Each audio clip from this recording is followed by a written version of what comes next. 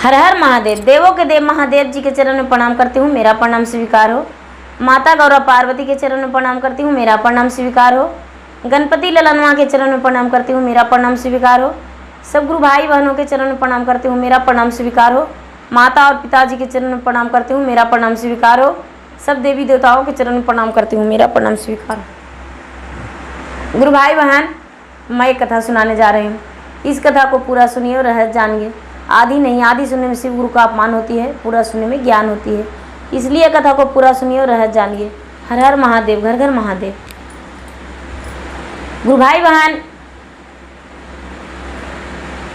एक गरीब इंसान थे। एक गरीब इंसान थे, वो दोनों पति पत्नी दिन भर मेहनत करते थे। उनका फुलवाड़ी था, गरीब इंसान का मालिक का फुलवाड़ी था।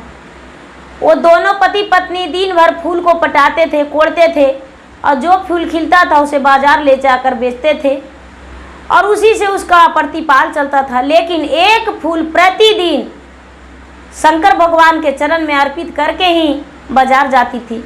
एक फूल, सिर्फ एक फूल वो शंकर भगवान के मंदिर में अर्पित करके और जाती थी बाजार।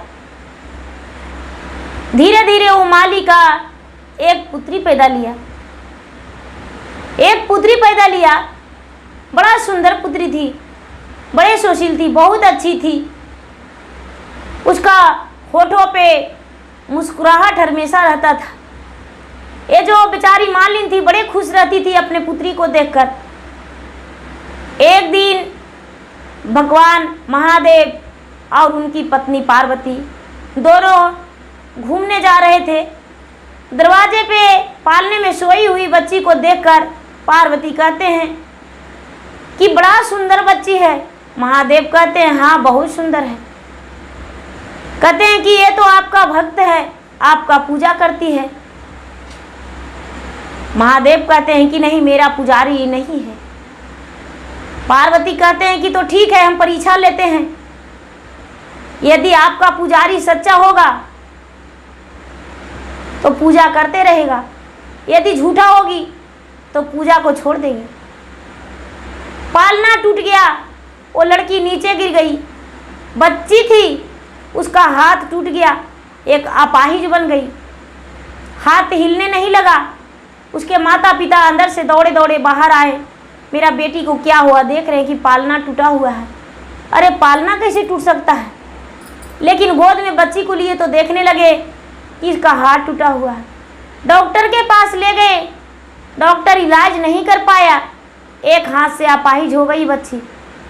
सबसे पहले वो माली और मालिन दोनों भगवान भोलेनाथ के मंदिर भी गए, लेकिन कुछ नहीं हुआ। डॉक्टर से दिखाए, एक हाथ अपाहिज ही रह गया, उसका हाथ ठीक नहीं हुआ। अब भगवान कहते हैं कि हे पार्वती, इतनी बड़ी परीक्षा आप उस गरीब इंसान से क्यों लेना चाहते हैं? कहते हैं कि हम एक जांचना ले रहे हैं। यदि सच्चे भक्ति करते होंगे तो भक्ति करते ही रहेंगे, नहीं तो आपका भक्ति छोड़ देंगे। परीक्षा लेना मेरा काम है। आप तो दान देते हैं, कभी परीक्षा लेते नहीं हैं। भोलेनाथ बोले तो देवी आपकी जैसी मर्जी। ये लड़की धीरे धीरे बड़ा हो गई। कोई भी रिश्ता आता तो शादी करने लायक हो गई, तो कोई रिश्ता आता कट जाता, कोई रिश्ता आता कट जाता।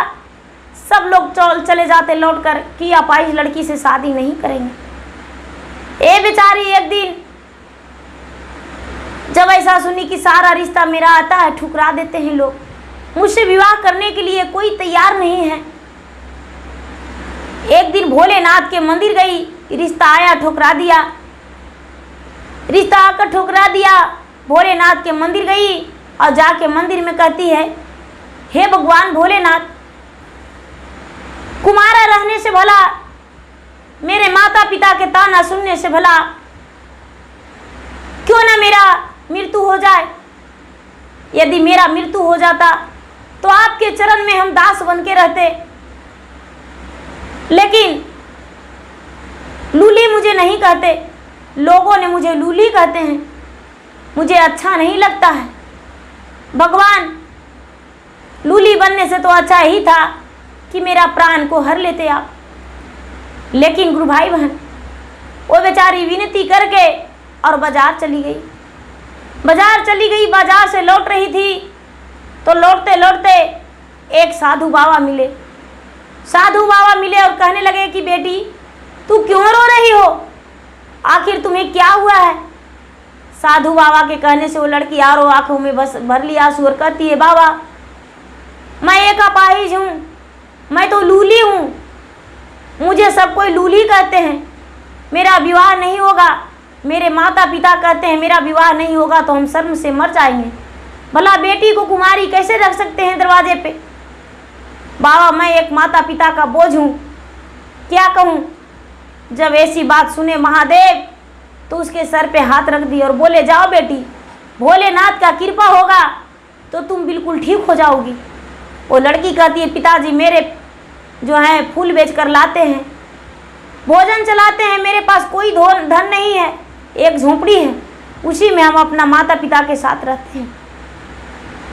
भोलेनाथ को बेचारी पता बताई, लेकिन इसे नहीं पता था, ये तो साधु बाबा सोच रही थी।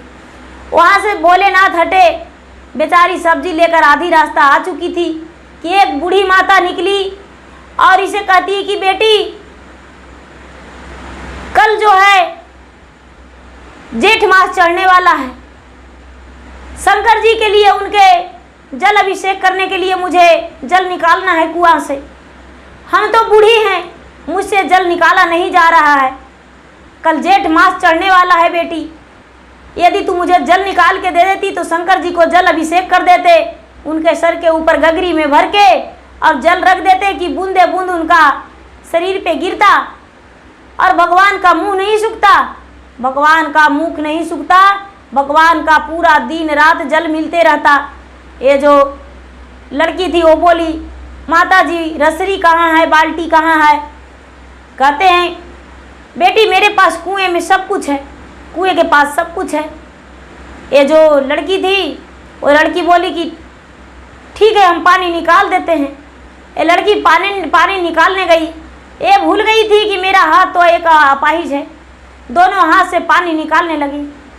और जब पानी निकालने लगी तो पीछे मुड़कर देखी निकाल कर पानी, तो कहती अरे यहाँ पर तो बूढ़ी माता है ही नहीं। बहुत देरी ढूंढी, माते माते माते माते चिल्लाई, लेकिन भला बूढ़ी माता कहाँ दिखती। वो तो माता पार्वती छली थी। माता पार्वती इस रूप से इसे अपाहिज का ठीक करना था। ये लड़की अपने हाथों देखती, कहती अरे इतने बड़ा बाल्टी तो हम अपने हाथ से उठा लिए, जो कि हाथ में मेरा अपाहिज था, टूटा हुआ था, सुंदर सा हाथ हो गया। और बेचारी सब्जी उठाकर माँ के पास गई दौड़ी दौड़ी और कहती है, माँ मेरा हाथ देखो, मेरा हाथ तो बिल्कुल ठीक हो गया माँ, मेरा हाथ बिल्कुल ठीक हो गया, देखो हम कोई अपाहिज नहीं है माँ। एक बूढ़ी माता आई थी और मुझसे पानी निकालने को कुएं से बोली, पानी निकालने लगे तो बूढ़ी माता चली गई पता नहीं कहाँ, लेकिन मेरा हाथ ठीक हो गया। इतना ही में वही बाबा जो रास्ते में मिले थे वो फिर से आ गए और कहने लगे, हर हर महादेव, हर हर महादेव, हर हर महादेव। लड़की कहती, बाबा आप तो रास्ते में मिले थे, मेरे दरबार भी आ गए। कहते हैं कि हाँ हम तुम्हारे दरबार पे आज भोजन करने आए हैं बेटी, मुझे भोजन करा दो। ये लड़की कहती है ठीक है बाबा हम जाते हैं भोजन लाने। ये लड़की घर जाती है तो इसका घर में कोई अन्न नहीं रहता है। इसके पिता क्योंकि बाजार से फूल बेचकर नहीं आए थे तो अन्न लेकर नहीं आए थे। अपने माँ से कहती है बाबा भोजन करने के लिए बोले माँ, बाबा को क्या भोजन करावें, आज बाबा भूखे मेरे दरबार से लौट जाएंगे, अच्छा नहीं है माँ। ये जो माँ है वो कहती है बेटी मैं क्या करूँ, मेरे पास तो कोई वैसा गहना भी नहीं है कि उसे बेचकर भी इसे इनका भोजन करा दूँ, कोई वैसा बर्तन भी नहीं है जो जिसका गिरमी धर के भी हम भोजन करा दूँ। भोले दानी तो अंतर्यामी है। वो कहते हैं क्या हुआ बेटिया, माँ बेटी क्या धीरे धीरे बातें कर रही हो। बेटी ने बेचारी सच्चे मन की थी, कहती है बाबा मेरे पास कोई अनाज नहीं है, मेरे पास बैठिए। मेरे पिताजी जो हैं बाजार गए हैं फूल लेकर आएंगे, फूल बेचकर आएंगे, उसे कुछ लाएंगे, राशन पानी तो आपके भोजन बना कर दे देंगे, आप भोजन कर लीजिएगा। बाबा कहते हैं बेटी किसी और दिन, आज हम जा रहे हैं, लेकिन भोलेनाथ की कृपा से तुम्हारा भंडार भरा रहेगा बेटी। इतना ही में लड़की बाबा के हाथ पकड़ लेती है, बाबा के हाथ पकड़ लेती है और कहती नहीं बाबा आज हम आपको जाने नहीं देंगे। जब हाथ पकड़ लेती है तो हाथ में बाबा का असरफी था। लड़की को धरा देते हैं, कहते लो बेटी ये असरफी लो। ये असरफी ले ली और असरफी लेकर और कहती बाबा ये आपको हाथों में कहाँ से। ये लड़की लेकर अंदर गई, अंदर जाके रखी, एक मटकी में करके असरफी को रख दी। मटकी में रखी तो मटकी में चावल पूरा भर गया, असरफी भी था, असरफी पड़ा हुआ था, चावल भर गया। कहती है मैं अपने माता से माता हम एक मटकी में रख दी तो उसमें चावल पड़ा है, ये बाबा कोई और नहीं है भोलेनाथ हैं। ये बेचारी आराम से खीर बनाई, इसके माता ने खीर बनाई, खीर बनाकर बाबा को भोजन कराई। भोजन करवा के कहती है बाबा मुझे आशीर्वाद दीजिए, आप कोई बाबा नहीं हैं, आप मेरे लिए स्वयं भगवान हैं, भोलेनाथ हैं। भोलेनाथ अपने रूप में आ गए, बड़े बड़े जटे वाले, गले में नाग वाले, कमर में मिर्गा छाल वाले, हाथ में त्रिशूल डमरू वाले, पैरों में झुमकी खड़ाओं वाले, कानों में कुंडल वाले, वहाँ पर विराट रूप में अपने खड़ा हो गए और खड़ा होकर कहने लगे कि हाँ तूने सच्चे मन से मेरे मंदिर में फूल चढ़ाती थी, वही फूल का परिणाम ने धन हम देने आज आए हैं, जितना धन होता उतना हम धन तुम्हें लौटा दिए हैं बेटी।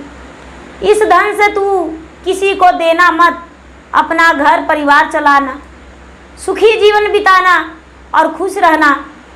जब ऐसा भगवान भोलेनाथ बोले तो माँ और बेटी दोनों बाबा को नमस्कार की, चरण छुई और चरण छू गए और बाबा से आशीर्वाद ली। बाबा दोनों माँ और बेटी को धन्यवाद किए और धन्यवाद करके और अंतर ध्यान हो गए। जो माँ बेटी थी वो अपने माली बेचारा आए फूल बेच के, तो मालिन कहती है महाराज सारा दिन तो एक फूल चढ़ाते थे, लेकिन कल से आप मंदिर में 2 फूल चढ़ाइएगा। माली कहते हैं 2 फूल क्यों? वही कहने लगे बेचारी मालिन। जब बताई बाबा भोलेनाथ के सच तो बड़े खुश हो गए और खुश होकर और कहने लगे कि भगवान भोलेनाथ जैसे मुझ पे कृपा किए उसी तरह अपने सब शिष्या पे कृपा कीजिएगा महाराज, सबको ख्याल करके और दया बरसाइएगा, सबके घर में आप उपस्थित रहिएगा, सबके दर्शन दीजिएगा भोलेनाथ, सबके घर घर जाकर दर्शन देकर और धन लक्ष्मी के बढ़ंती दीजिएगा महाराज। वो बेचारी मालिनी जो भी थी वैसी आशीर्वाद दी, उसके बेटी थी उसी तरह आशीर्वाद दी। तो गुरु भाई बहना, भगवान के भक्ति में शक्ति है, लेकिन भगवान का भक्ति जो करते हैं उसे परीक्षा भी भगवान बहुत बड़ा लंबा लेते हैं, क्योंकि भगवान जो भोले दानी हैं वो ऐसे दानी नहीं हैं। भगवान दानी कब हैं? जब उसको ध्यान लगाते हैं तब हैं। भगवान दानी कब हैं? जब भगवान को भक्ति करते हैं तब हैं। भगवान ऐसे दानी नहीं है। ये नहीं कि भगवान को जाके और हम 4 बातें गालियाँ सुना रहे हैं और भगवान मेरी मदद कर देंगे, तो नहीं। भगवान के पास जाएंगे, भजन कीर्तन करेंगे, पूजा पाठ करेंगे, तभी भगवान मुझे मदद करेंगे, ऐसे नहीं। छल कपट रख के करेंगे तो भगवान मुझे दर्शन नहीं देंगे। मनमा के 2 दाना मैलिया धरलन गुरु के चरनिया, ए शिष्या बहिनिया धरलन गुरु के चरनिया, ए शिष्या बहिनिया। धरव चरनियात गंगा भी मिलतो, धरव चरनियात जमुना भी मिलतो, हो जई तो गुरु दर्शनिया ए शिष्या बहना, धर लान गुरु के चरनिया ए शिष्या बहना, धर लान गुरु के चरनिया ए शिष्या बहना, धरव चरनिया तयन माँ भी मिले तो, धरव चरनिया धन माँ भी मिले तो, मिल जाई तो गुरु जी के ज्ञान माँ ए शिष्या बहना, धर लाना गुरु के चरनिया ए शिष्या भैया, धर लाना गुरु के चरनिया ए शिष्या भैया। प्रेम से बोले शंकर भगवान की जय। हर हर महादेव, घर घर महादेव।